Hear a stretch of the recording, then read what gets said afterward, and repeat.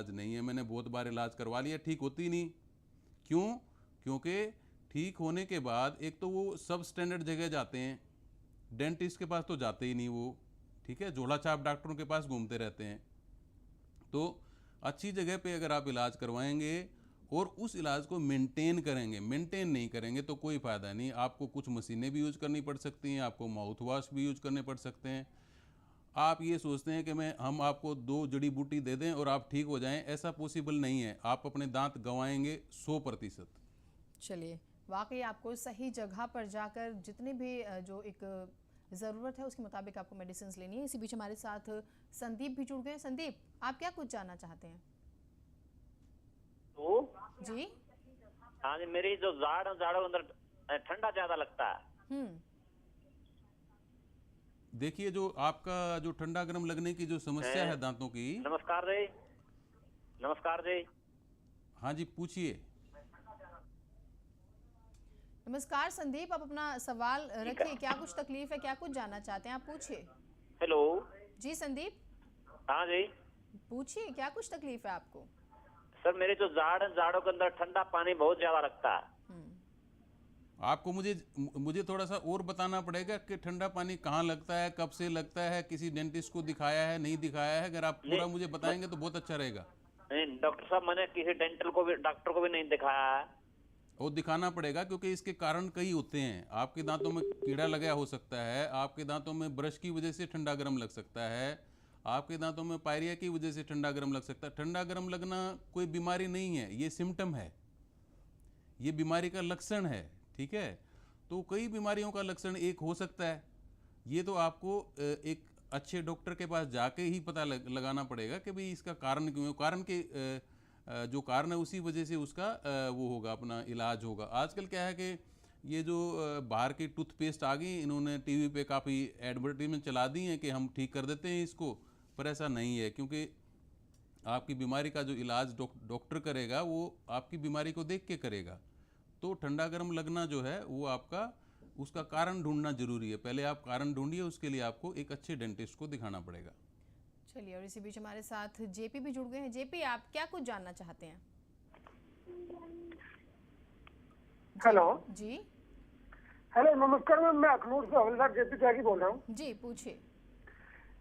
जी, मेरे तो ठीक है, दांत में एक दाढ़ है। ये दाढ़, ऊपर का दाढ़ थोड़ा सा टूट गया था, हाफ दाढ़। पूछिए, आगे पूछिए। जो मुझे लग रहा है वो ये है कि आपका दांत ऊपर से टूटा है, उसके अंदर काफ़ी बड़ी कैविटी है। साइड में दांत के कई बार कैविटी होती है और आपको दिखती नहीं है। वो दांत जब टूटता है तभी पता लगती है वो कैविटी, ठीक है। और आपको चीज़ भी इसीलिए लग रही है कि कैविटी बहुत डीप है। इसके लिए आपको एक्सरे करवा के इलाज करवाना होगा, डेंटिस्ट के पास जाके बात बनेगी। चलिए, वाकई आपको डेंटिस्ट के पास जाना होगा और वक्त रहते इलाज भी करवा लीजिए, और एक अच्छी जगह पर जाकर, क्योंकि ये चीज़ें बहुत आगे जाके नुकसान भी करती हैं। और अमूमन ये होता है कि आप कुछ भी नहीं खा पाते। और इसी बीच हमारे साथ अनीता भी जुड़ गई हैं। अनीता, क्या कुछ जानना चाहती हैं आप? चलिए, अनीता तो नहीं है, लेकिन ममता भी जुड़ गई है। ममता, आप क्या कुछ जानना चाहती हैं? ना, अब बोल नहीं। ममता, आपको हमारी आवाज़ मिल पा रही है? ममता,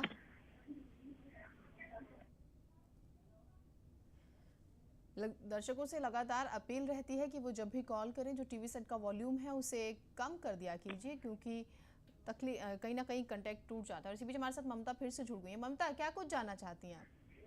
हेलो जी। जी, मेरे दांतों में पारिया लगा हुआ है। हेलो। हाँ, पायरिया के बारे में हमने अभी बताया है कि पायरिया की आमतौर पे आप लोग ये समझते हैं कि हम कोई दवाई दे देंगे उससे ठीक हो जाएगा। ये दवाई से ठीक नहीं होता है। इसके लिए आपको इलाज करवाना पड़ता है, जिसके अंदर मोस्ट ऑफ द टाइम्स आपको सफाई सफाई करवानी पड़ती है और मेंटेन करना पड़ता है उसको। अगर आप मेंटेन नहीं करेंगे, खुद सफाई नहीं रखेंगे, तो इलाज नहीं हो पाएगा। तो आपको इसके लिए सफाई और वगैरह इलाज करवाना पड़ेगा। सॉरी। चलिए, आपको इलाज भी करवाना पड़ेगा और सफाई भी। और इसी बीच हमारे साथ सुमेर भी जुड़ गए हैं। सुमेर, आप क्या कुछ जानना चाहते हैं? नमस्कार जी, नमस्कार। डॉक्टर जी, नमस्कार। नमस्कार जी, नमस्कार। मैं सुमेर सिंह बोल रहा हूँ, डिस्ट्रिक्ट जींद से जी। मेरी जो ऊपर की दोनों जाड़ है जी, दाएं और बाएं, अच्छा जी। ये बिल्कुल खत्म हो चुकी है, थोड़ी थोड़ी बची हुई है जी। हाँ जी। अच्छा, कहते हैं कि बाद में कुछ प्रॉब्लम हो जाएगी, इनके बारे में जानकारी लेना चाहता हूँ जी। देखो ऐसा है, ऊपर की जो आपकी जाड़ें बिल्कुल ख़त्म, क्या होता है जब जाड़ें बिल्कुल ख़त्म हो जाती हैं तो अंदर इन्फेक्शन तो होता है उनके अंदर, लेकिन वो दर्द नहीं करती हैं, ठीक है। उसका मतलब ये नहीं कि उनका इलाज ना करवाया जाए। अगर वो इम्पोर्टेंट हैं, विजडम टूथ नहीं है, जो अक्ल जाड़ है, उनको तो रिप्लेस करने की ज़रूरत नहीं होती। लेकिन अगर और कोई भी दांत आपको निकलवाना पड़ जाता है, टर्मिनल स्टेज है उसकी, निकलवाना पड़ता है, तो निकालने से पहले हमें ये सोचना होता है कि भी उसको लगाना भी है हमने। जो आजकल जब मॉडर्न जो इसका मैनेजमेंट है वो ये है कि हम दांत को निकाल के उसी दिन उसकी जगह पे रूट लगा देते हैं, इम्प्लांट कहते हैं उसको। उसी दिन इम्प्लांट लगा के दांत को बनाया जा सकता है। तो जो जिस तरह के सिम्टम आप मुझे बता रहे हैं उसमें यही होना चाहिए। अगर वो अकल जाड़ हैं तो आप उनको निकलवा दीजिए, अगर अकल जाड़ नहीं हैं तो उनको निकलवा के और वहाँ पे उसी टाइम दूसरी जाड़ें लगवाइए, ताकि आसपास के जाड़ खराब ना हो, नहीं तो आसपास की जाड़ें धीरे धीरे खराब हो जाती हैं। अच्छा। हाँ जी। चलिए सुमेर जी, और इसी बीच हमारे साथ कविता भी जुड़ गई हैं। कविता, आप क्या कुछ जानना चाहती हैं? मैडम, मेरे दांत में है ना, मसूड़े में एक छोटी सी फुंसी होती है और उससे मवाद निकलती है। देखिए क्या होता है, आपके मसूड़े में मवाद तब इसलिए निकलती है, दांत के ऊपर अगर आप देख पा रहे हो मेरे यहाँ पे, जैसे ये दांत के ऊपर मवाद जो हो जाती है मैडम। वो दांत के ऊपर जो है यहाँ पे एक फोड़ा बन जाता है जिसकी वजह से मवाद निकलती है, ठीक है जी।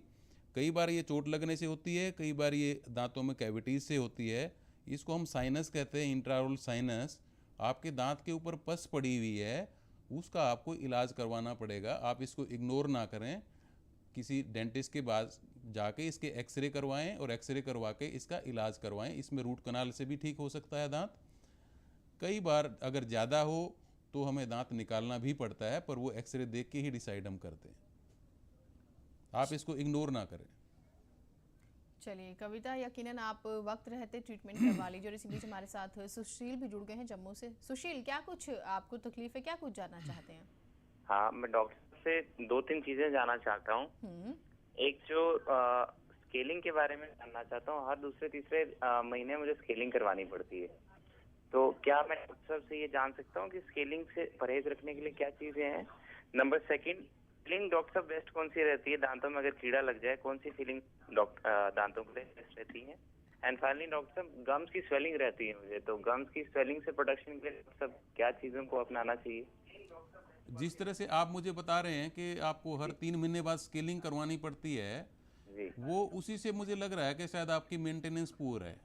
हाँ सर, मेंटेनेंस पूरे मैं हाँ, मानता हूँ। आपको यही नहीं पता है कि भाई आपने इलाज तो करवा लिया। मैं बार बार पायरिया के बारे में यही बता रहा हूँ कि अगर आप सफाई नहीं करेंगे, अपने घर पे रोज जी मेंटेन नहीं करेंगे तो इसका फायदा इतना नहीं होगा, ठीक है जी। जी तो हर 3 महीने बाद स्केलिंग का मतलब ही ये है, दैट मीन्स आप अपने घर पे केयरिंग ढंग से नहीं कर रहे हैं।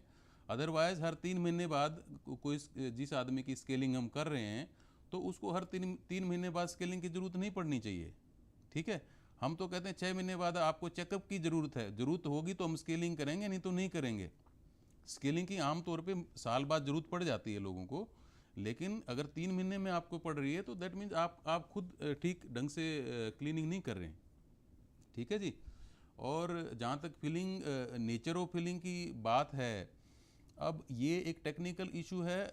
हमारे पास आज के दिन दांतों में फिलिंग करने के लिए एक सिंपल टेम्पररी फिलिंग से लेके बहुत हाईली एडवांस्ड लेबोरेटरी फॉर्म्ड इनलेज हैं, जिसका कोस्ट वाइज अगर मैं आपको बताऊं तो 40 रुपये से लेके उसका कोस्ट 20,000 रुपये तक है। तो ये एक डेंटिस्ट ही बेटर है जो अपने एरिया में आपके एरिया में डेंटिस्ट है, वही आपको बताएगा कि कौन सी फिलिंग आपके दांत के अंदर कौन सी बेहतर रहेगी। ये काफ़ी क्योंकि बड़ा क्वेश्चन है ये, इस क्वेश्चन को इतना सिंपल वे में बताना बड़ा मुश्किल है। बट हाँ, आमतौर पे आजकल हम क्योंकि कॉस्मेटिक ज़्यादा करते हैं, हम सिल्वर फिलिंग नहीं करते हैं क्योंकि उसमें लेड होता है, उसमें मरकरी होता है, पहले अब नहीं करते हैं हम उस चीज़ को। तो आजकल मोस्टली सिल्वर ये अपना टूथ कलर्ड फिलिंग ही करते हैं, कंपोजिट फिलिंग कहते हैं उनको। चलिए, और इसी बीच हमारे साथ संजीव भी जुड़ गए हैं। संजीव, क्या कुछ जानना चाहते हैं आप? संजीव, आप हमारी आवाज सुन पा रहे हैं? हाँ जी। चलिए, पूछिए, क्या कुछ तकलीफ है आपको? हाँ जी डॉक्टर साहब नमस्कार, आपसे बस ये पूछ रहा था कि हेलो। ये संदीप। हाँ जी डॉक्टर साहब, हमें बड़ी खुशी हुई कि आप गुड़गांव के मशहूर डॉक्टर टीवी पे हैं हमारी प्रॉब्लम सुनने के लिए। तो आपसे ये पूछना था कि इम्प्लांट जो है वो एक सक्सेसफुल है, तो इम्प्लांट अगर आपसे कांटेक्ट किया जाए तो कैसे, मतलब गुड़गांव में आपसे मिला जाए या किस डॉक्टर को रिकमेंड करते हैं आप इम्प्लांट के लिए, थोड़ा बताएंगे। देखो संजीव जी, बात ये है कि जो इम्प्लांट है इसमें लकीली हमारी डेंटिस्ट्री के अंदर जो अब जब सक्सेस रेट की बात करते हैं तो इम्प्लांट की सक्सेस रेट लिटरेचर कहता है 98% सक्सेसफुल। बोलो, इम्प्लांट जितनी सक्सेसफुल कोई चीज़ आज तक डेंटिस्ट्री में नहीं आई है, ठीक है। लेकिन ये ज़रूर है कि टेक्निक सेंसिटिव है, मटेरियल सेंसिटिव है, तो बहुत ही लिमिटेड सेंटर्स पे अवेलेबल है आज के दिन। लेकिन अगर ठीक ठाक स्टडी की जाए बोन की और अच्छी तरह का इम्प्लांट लगाया जाए तो ये 98% सक्सेसफुल है।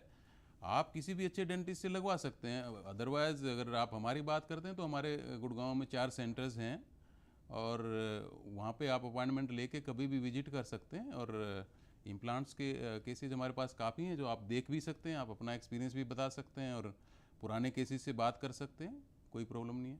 चलिए, और इसी बीच हमारे साथ बिल्लू भी जुड़ गए हैं। बिल्लू, आपको क्या कुछ तकलीफ है? मैम नमस्कार। नमस्कार डॉक्टर साहब नमस्कार। नमस्कार जी। बस डॉक्टर साहब, असल में मेरा बेटा 1 साल का था असल में, तो उसके दोनों दांत आगे के टूट गए थे, तो निकल गए थे बाहर सर। और वो जब मैंने डॉक्टर को दिखाया तो डॉक्टर बोला कि जब दूध के दांत निकलेंगे निकल जाएंगे और दूसरे दांत निकल आएंगे इसके, लेकिन अभी तक कोई दांत उसके निकले नहीं सर। और डॉक्टर दिखाया, बोला अब तो लग नहीं सकता, कुछ हो नहीं सकता। कितने साल का है सर अब 14 साल का हो गया सर। 14 साल का है। एक्सरेज आपके पास हैं? सर एक्सरे वगैरह तो नहीं करवाया था सर। एक्सरेज हमारे पास होने चाहिए क्योंकि 14 साल का है तो उसके दांत आ जाने चाहिए थे अब तक।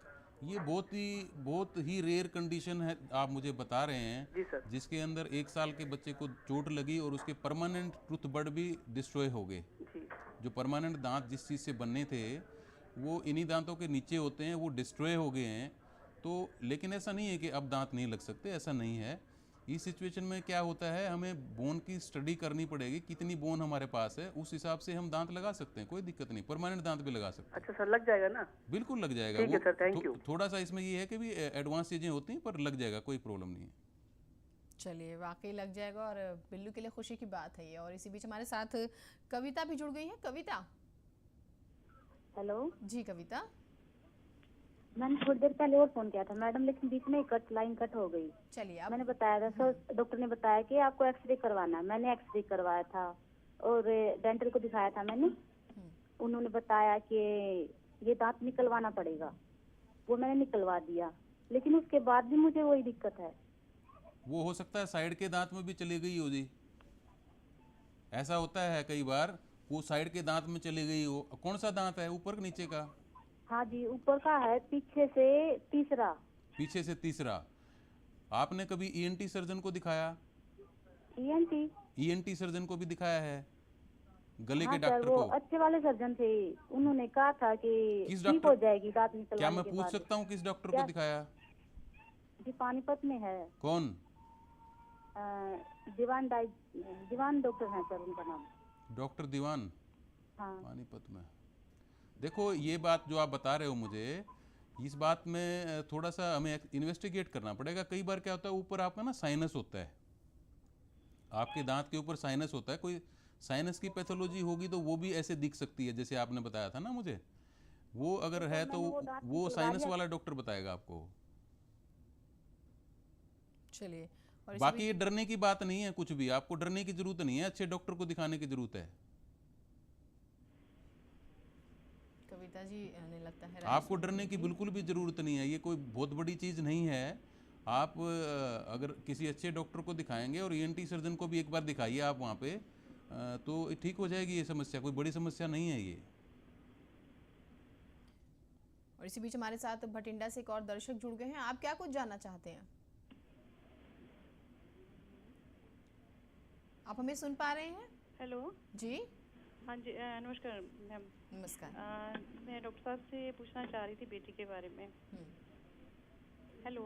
हाँ जी, हाँ जी, पूछिए। हाँ नमस्कार डॉक्टर साहब। नमस्कार। सर ये था, बेटी है मेरी 18-19 ईयर की। हाँ जी। तो उसके जो नीचे वाले दांत हैं वो थोड़े टेढ़े मेढ़े हैं, तो उसको वायरिंग के लिए जैसे कहा गया था कि थोड़ा वायर वगैरह जो लगाते हैं ये कुछ, तो वो उसके लिए कहते हैं कि मुझे नहीं लगवाना। क्या कोई और इलाज भी है इसका? ऐसा होता है जी, अभी मेरे पास पिछले महीने एक लेडी आई, एक लड़की आई दिल्ली से, और उसकी शादी होनी थी, लंदन जा रही थी वो। उसके हस्बैंड ने, आजकल ये सॉफ्टवेयर इंजीनियर बाहर बहुत जाते हैं, तो उसने मेरे को कहा कि डॉक्टर साहब मेरे हस्बैंड ने मेरी स्माइल देख के मेरे को रिजेक्ट कर रहा है, वो कह रहा है कि दांत ठीक करवा ले पहले। ठीक है जी। उसको क्या था कि दांत, अगर आप मेरी फ़ोटो देख पा रहे हो, जो फ़ोटो चल रही है इसमें टीवी में, एक फ़ोटो ऐसी है जिसमें दांतों के बीच में गैप है। हाँ यस सर। ठीक है जी। उस गैप को हमने वो दूसरे तरीके से ठीक किया है। ओके। उस तरीके से उसको हम लेमिनेशन कहते हैं। माइनर गैप्स, माइनर क्राउडिंग, दांतों की जो स्टेनिंग है वो सारी चीज़ें हम ठीक कर सकते हैं, कोई दिक्कत नहीं है। आजकल ज़माना ऐसा आ गया कि लोगों के पास टाइम कम है और पैसा बढ़ गया। चलिए ठीक है ना जी। तो उससे ये ठीक की जा सकती है, ऐसी बात नहीं हो सकती। पर हाँ, आइडियल तरीका तो वही वायरिंग वाला है। वायरिंग अगर हो जाए तो बेस्ट रहेगा, नहीं तो ये तरीका अवेलेबल है, आप करा सकते हैं। चलिए डॉक्टर सुरेश अहलावत जी, बहुत बहुत शुक्रिया आपका हमारे प्रोग्राम में आने के लिए, और इन तमाम दर्शकों को अपना एक कीमती वक्त तो दिया ही, और साथ ही साथ बेहद ही कीमती मशवरा भी। और इसी के साथ आज डॉक्टर लाइव में इतना ही। फिर मिलेंगे आपके साथ कुछ और समस्याओं पर जिक्र करेंगे। नमस्कार। Thank you.